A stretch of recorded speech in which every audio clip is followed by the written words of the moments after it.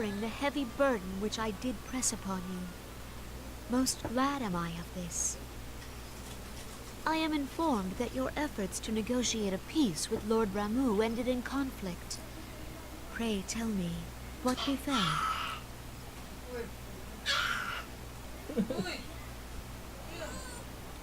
Ramu made trial of you? I fear there is truth to his claim. It is the darkness within us that attracts the darkness without.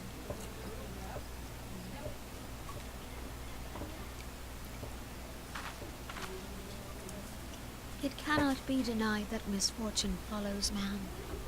For evidence, one need only look to the conflict brewing in Cartano, or to the rising flood of refugees.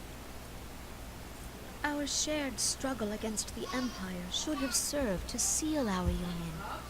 Yet the ties which bind the Alliance strain under the weight of gross self-interest. As the scars of the calamity begin to fade, so too does our sense of common purpose. Yet now is scarce the time to forget our shared responsibility. If this new-sprung realm is to survive beyond its infancy, it must needs be nurtured by all.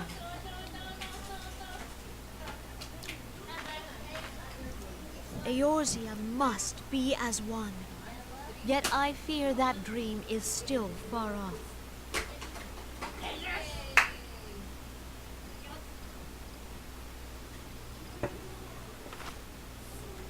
On behalf of the people of Gridania and the elementals both, I thank you for all that you and your fellow scions have done.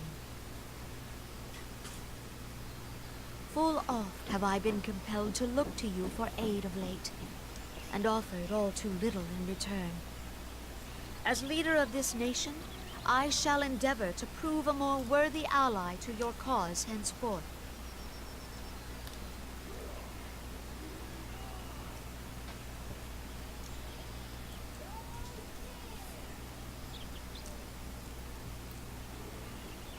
Lord Ramu has departed, yet the keening of this ill wind grows no less insistent.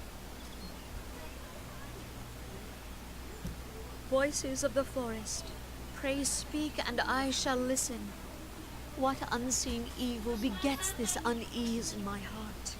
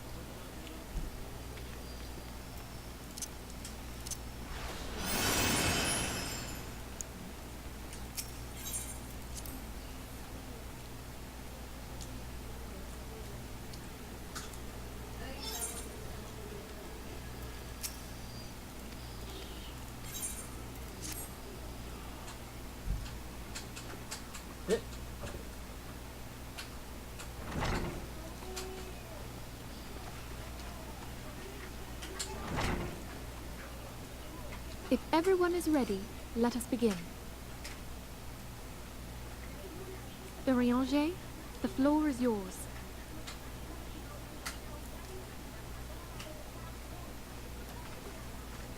As all here assembled now know, in its final hours as our Order's headquarters, the Waking Sands did play host to a most unexpected visitor.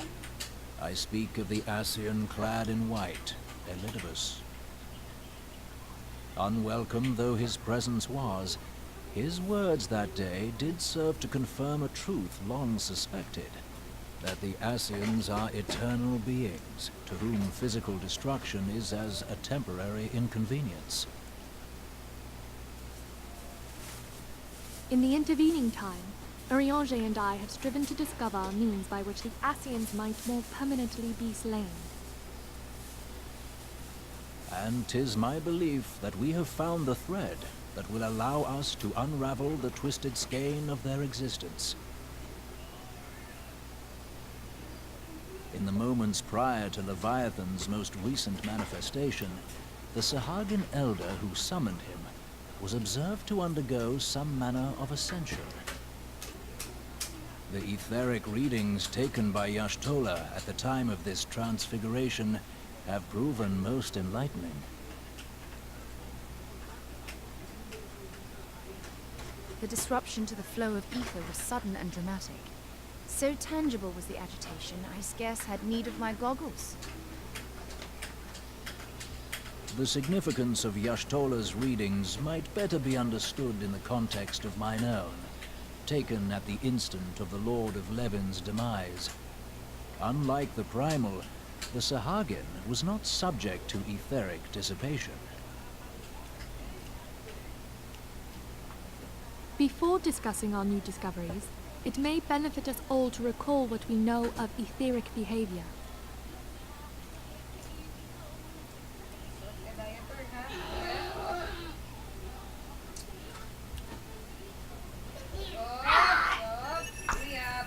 Let us begin at what some might call the end.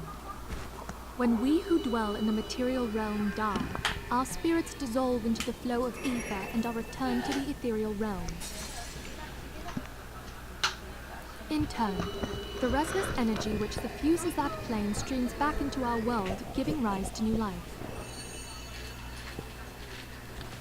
'Tis as the heavens did decree, the way of all mortal souls. Twixt this world and the next do the ethereal currents swirl, bearing the very essence of life. Thus doth the cycle of birth, death, and rebirth continue unabated.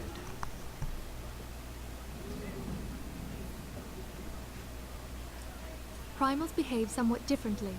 In order to manifest and then maintain a physical presence in this realm, they must consume vast quantities of ether, most often in the form of crystals. Though they may seem to live, their flesh is but ether given shape.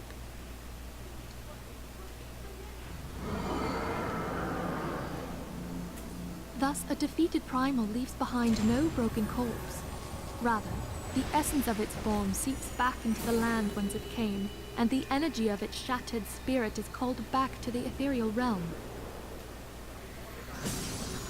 And there it waiteth, till next the prayers of the faithful do draw it forth from the sea of ether, to take their offering of crystals and make for itself a new body.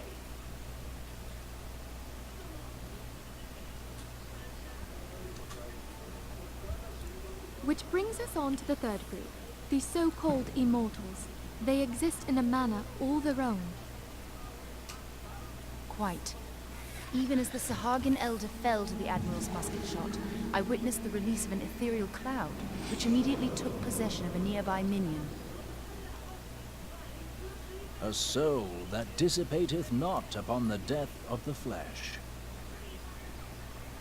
The secret of life everlasting, and in the claws of a Sahagin no less.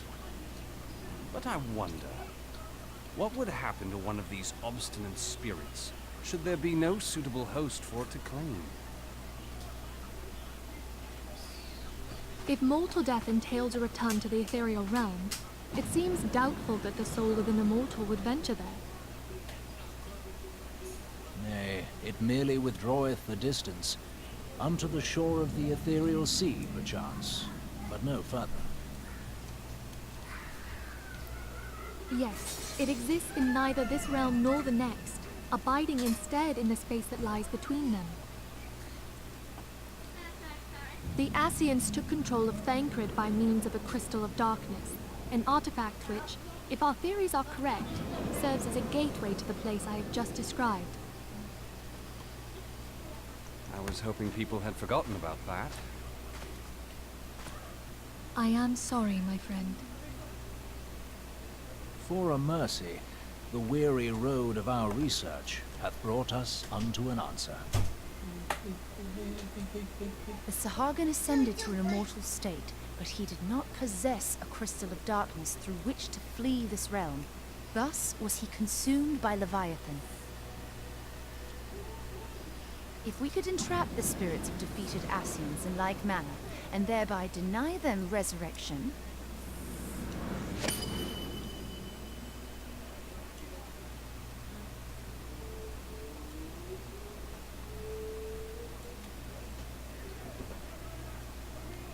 Therein lieth the path to victory. Thou art most perceptive, my lady. Only when we have trapped the bodiless soul within an ethereal prison can we hope to defeat its unnatural constancy. Thus might even an eternal paragon be consigned to oblivion. These feats are, of course, far easier said than done. At present, we lack a viable means to entrap and extinguish an Ascian soul. Yet, I believe it to be possible. The pieces of the puzzle lie before us. We have but to put them together.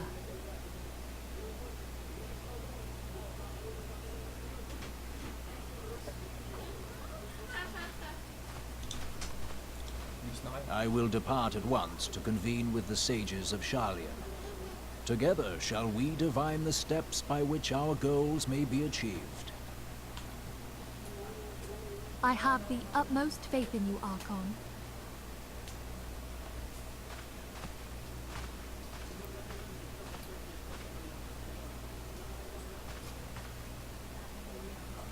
Beg pardon, antecedent, but I would raise one final matter. Even now, a Sharlayan survey party seeketh to ascertain the fate of the students of Baldessian. Their findings shall soon be known to us. Though you harbor feelings of dread, I bid you surrender not to sorrow, but abide instead in hopeful prayer. I shall, Archon. Thank you.